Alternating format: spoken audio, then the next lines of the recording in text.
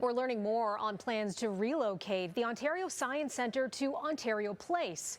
Our Cynthia Mulligan and Richard Southern were there today as the business case supporting the move was presented. And they're joining us now from Queen's Park with some of the big takeaways. Thanks, Melissa. Yes, I'm here with Richard Southern. And, you know, the big takeaway is it's really controversial, and there are lots of opposing views on this, Richard. But first and foremost, the argument for the business case is that it will save $5 million over the next 50 years. What is it, 256 million over 50 years. To you and I, that sounds like a lot of money, Cynthia. It is. In the grand scheme of the Ontario budget, it's very small. It's very small.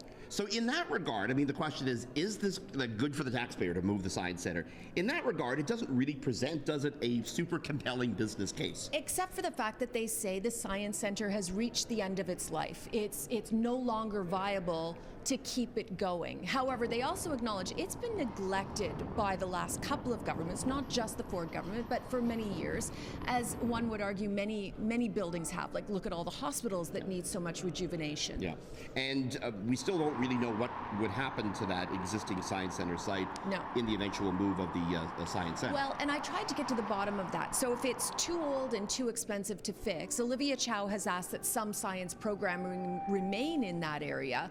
Well, can you possibly make it viable, or would you just tear it down and have a small fraction of it? And you know what leads me to think that they may conclude to tearing it down is the legislation the Ford government introduced this week that says they don't have to fall under heritage rules, and this is a heritage property. Right. So that's one of the unknowns in the report. What happens to the existing Science Centre? The other unknown is how much is it going to cost to refurbish the Ontario Place pods in order to move the Science Centre in? That wasn't part of this business case. No, it didn't include the cost of that. However, I would argue that we can go back and forth here and play devil's advocate with each other, but those pods are iconic. It would be like letting the CN Tower collapse. You know, they're going to fix them up either way. They have to fix them either way, and they are falling apart, so they do need to be fixed regardless of whether the Science Centre moves there or they stay as is. Still, it's not 100% clear to the taxpayer what the total cost of this is going to be, right?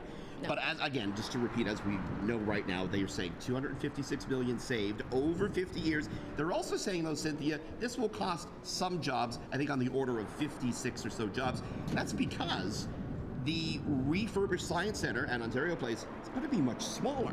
Yes. And that's where a lot of the savings are actually projected to come from, the fact that this is going to be half the size. Right, but they say they'll be able to put more programming in it, but it'll be in a smaller space. I mean, if you go to Ontario Place at all, it is a huge, beautiful, sprawling building, big hallways. My kids used to be exhausted trying to get from one to another when they were really tiny. So there's the pro and con as well, that this will be more compact. They also made the argument today in the business case study that you're clustering events so that you'll have more there and more people will come to the Science Centre because maybe they're going to a show at Ontario Place or just going to see Ontario Place. There's a case to be made for that, for sure. I think a lot of the concern was regarding the proposed underground parking lot at Ontario Place.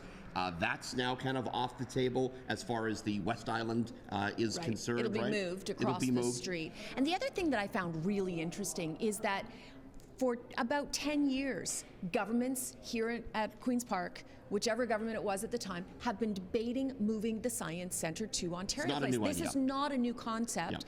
And in fact, it was revealed that the previous Liberal government, just 5-6 years ago, was given a similar business case. So they've had this and never made it public at the same time. So we could debate this for a very long time, Melissa, but I suspect we'll throw it back to you now.